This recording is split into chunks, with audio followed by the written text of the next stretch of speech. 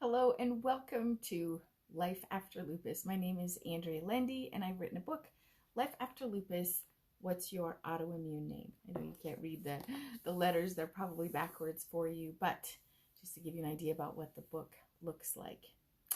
So Life After Lupus, that was my story and it still is today. I'm very thankful that I am healthy today.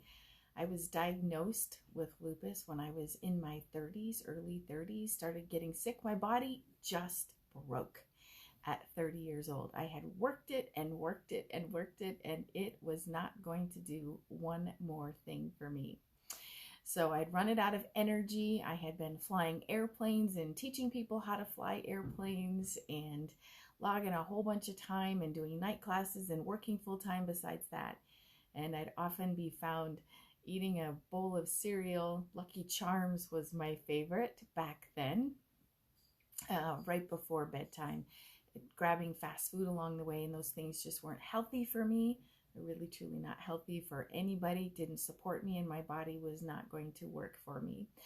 So it took me 3 years to really experience full healing, and I did. I had to try different methods of healing because I wasn't able to take all the medicine. I did see a lot of doctors, and tonight I'm going to be talking about the first naturopathic physician that I saw that was that true first step towards real healing.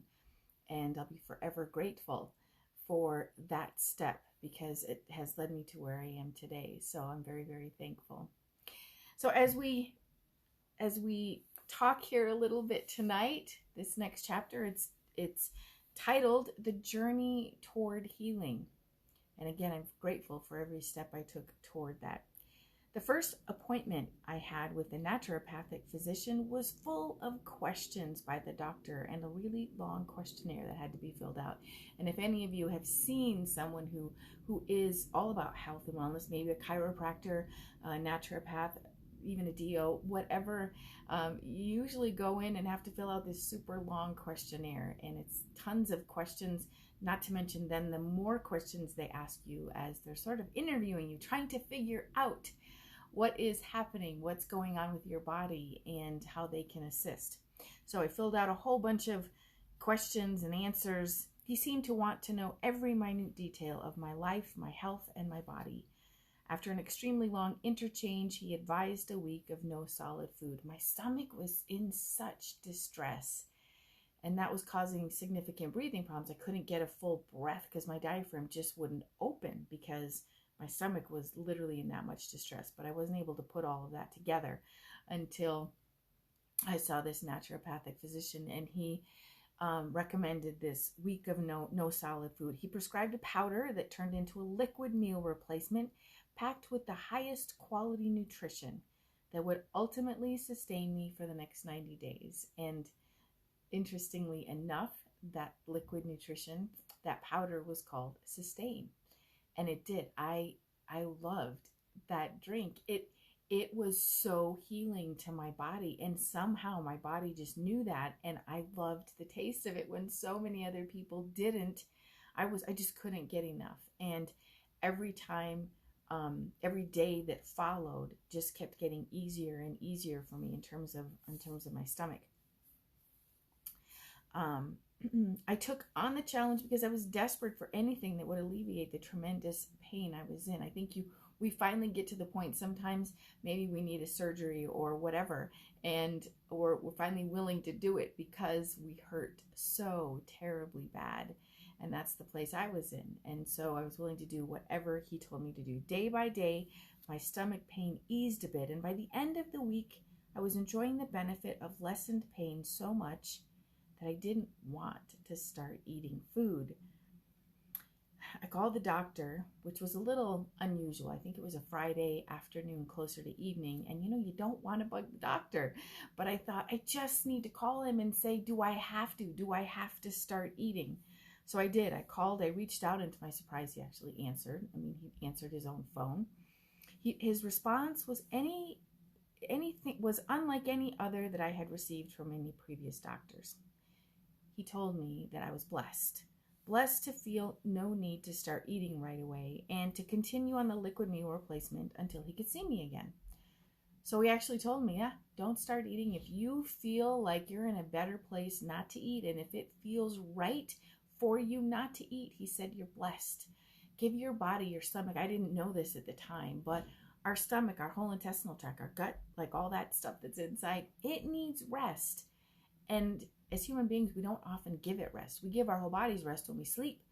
But then somehow when we wake up, almost the first thing we want to do is eat breakfast. At least I'm looking for a cup of coffee and some nutrition after that. But he said, just don't. So I didn't. Because my health was in jeopardy, we had frequent appointments, which typically went the same way. He would ask me questions, make recommendations, and tell me to stay on the liquid meal replacement. That's the way it went, time and time again. And I probably saw him about once a week at that point, because I was so sick and I needed that encouragement. I guess I just needed it. He didn't really do a lot as I look back on it. He just would ask some questions and say, how are you doing? And I went another week on the meal replacement. On one of the early appointments I had with a naturopathic doctor, another fairly non-traditional recommendation was made. This is probably in the TMI category. He recommended that I do enemas 1 to 2 times a day to help alleviate the continued stomach pain and frequent bladder infections. His nurse said that they recommend this procedure for a lot of cancer patients as well, and that they can safely be conducted for up to 3 years. There were days that it took 3 enemas in order to alleviate the severe stomach pain and allow me to breathe just a little bit better. I tucked away that 3-year time frame in my mind, even though I didn't know at the time that this procedure would too become my new normal for the next 3 years. You know, we don't know what lies ahead of us. We do what we do in the moment, but we have no idea what is ahead of us. And I worked so hard on my health. I read everything I could possibly read. I did everything the doctors asked me to do, the ones that were into healing and not just kind of masking it with meds. I ran out of those doctors because I kept being allergic to what they were giving me anyway. So I wasn't able to do that. Soon I started purchasing this liquid meal replacement at the warehouse because I was going through so much of it that it was just more cost effective to buy it in bulk. And the naturopath couldn't keep enough of it in stock to meet my needs. So it was a little adventure I would take. Once every couple of weeks or so, I would go to the warehouse and purchase a huge big case.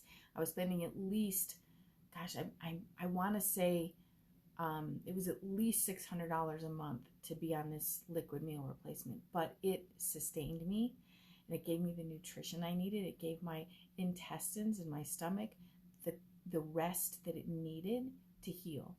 And little by little, it did in fact heal. The cost was, the cost was just over $60 a canister, and I went through one every 3 days. So that would be more than 60 every 3 days. Times 10. 10 is 30 days, and about $600. We were spending a lot for my sustenance, but it was necessary for my healing. I lost about 40 pounds by that time and was thankful then that I had those extra pounds to lose. And sometimes, God is so great that he gives us everything that we need, even if it is that little bit of weight that we can stand to lose then when something does go wrong with our bodies. It felt like I was on a divine path. It truly did. A divine path of healing. And every time I got to a place where I didn't know what was going to happen next, the next thing came that was divinely led.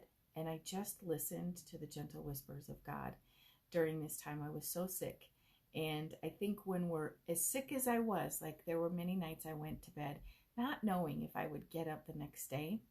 And when we're in that place, God's a little bit closer, like a little more real, like the veil is lifted a little bit and we can hear those gentle whispers just a little bit more. And I knew I was being led.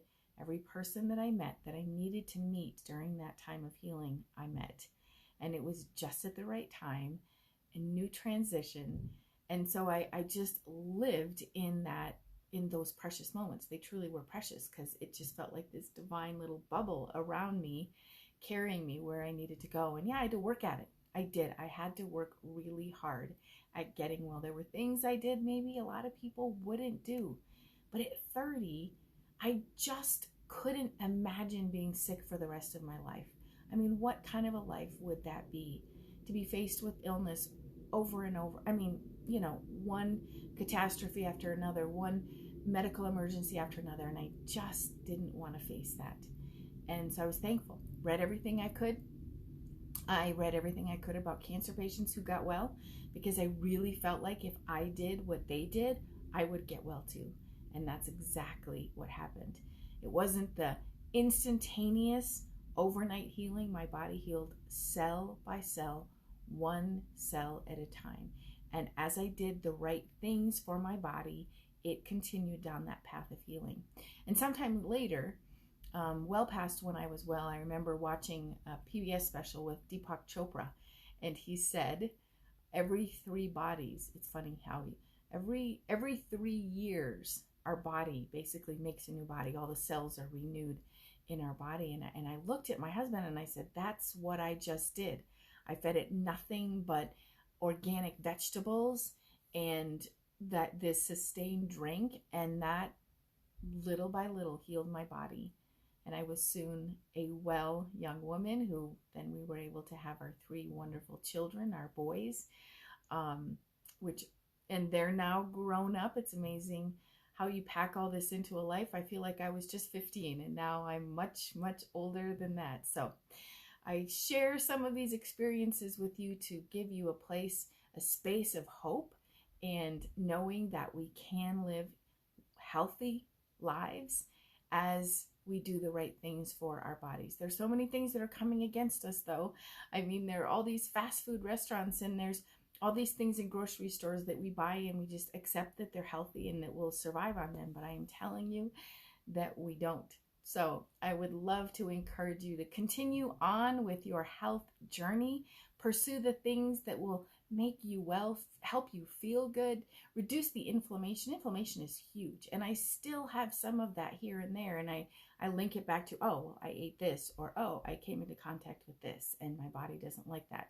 So what does it do when we're injured in some way? It just inflames. That's what it does when we get hurt with maybe we get hit with a baseball or something. It just immediately inflames to protect that injury. It wants to protect it so it's not further injured. So we swell up, and our bodies do that as we either ingest something that is harmful to us, or maybe we breathe in something that's harmful for us, or we put something on our skin that's harmful for us. All those things, there's different ways that our bodies can run into toxins. And later on, I'll be able to share more about toxins. I didn't know any of that at the beginning of this book, and now I'm more aware of all the things that can truly impact our health. So be well. I hope you have a great week, and we will meet back up on Sunday night story time next Sunday to share the next chapter, which is about the perfect meat. And that was a lovely, lovely meat that I'm going to be able to tell you about next week. So in the meantime, protect yourself. Do good things for your body and your soul, and your body will heal just as it is intended to do. Thank you.